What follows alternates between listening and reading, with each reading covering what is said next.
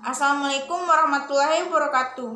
Salam sejahtera untuk kita semua. Perkenalkan, nama saya Yusrani Nujulia dari jurusan Tata Laksana tingkat 1 dengan NIT 6021015. Adanya video ini untuk memenuhi tugas bahasa Indonesia saya tentang bahasa Indonesia baku menurut para ahli oleh dosen pembimbing Ibu Hernita Arifudin SPD MPD. Pertama-tama, saya akan menjelaskan bahasa baku secara umum.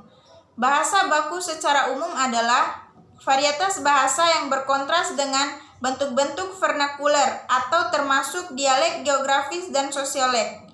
Bahasa baku diterima di masyarakat sebagai peranti komunikasi publik dan formal, seperti dalam perundang-undangan, surat menyurat, dan rapat resmi. Varietas tersebut dianggap isolek netral yang digunakan oleh keseluruhan masyarakat yang bersangkutan terlepas dari asal geografis atau sosial mereka. Dalam pengertian lain, bahasa baku adalah bentuk bahasa yang telah mengalami proses standarisasi, yaitu tahap menegakkan tata bahasa dan kamus normatif. Penetapan bahasa baku biasanya melibatkan kodifikasi norma kebahasaan dan sistem ejaan, serta penerimaan konvensi ini oleh halayak umum. Oke, langsung saja kita masuk ke materi. Berikut ini beberapa pengertian bahasa baku menurut para ahli. Yang pertama, dikemukakan oleh Mulyono berpengertian bahwa bahasa baku merupakan ragam bahasa yang digunakan dalam komunikasi mengenai ilmu pengetahuan berdasarkan sudut pandang penggunaan bahasa. Ragam bahasa baku dapat dibatasi dengan ragam bahasa yang lain, digunakan oleh penutur yang paling berpengaruh seperti ilmuwan, pemerintah, tokoh masyarakat, dan kaum jurnalis atau wartawan. Bahasa merekalah yang dianggap ragam bahasa baku.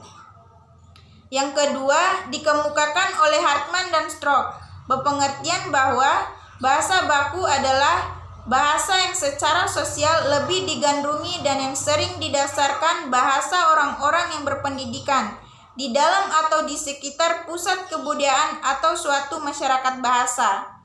Yang ketiga, dikemukakan oleh Dietmar berpengertian bahwa bahasa baku adalah ragam bahasa dari suatu masyarakat bahasa yang disahkan sebagai norma keharusan bagi pergaulan sosial atas dasar kepentingan dari pihak-pihak dominan di dalam masyarakat itu.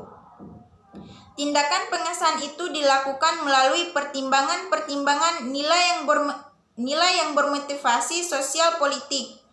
Yang keempat, dikemukakan oleh Van Ranek dan Willem Mathesius berpengertian bahwa bahasa baku sebagai bentuk bahasa yang telah dikodifikasi, diterima dan difungsikan sebagai model atau acuan oleh masyarakat secara luas.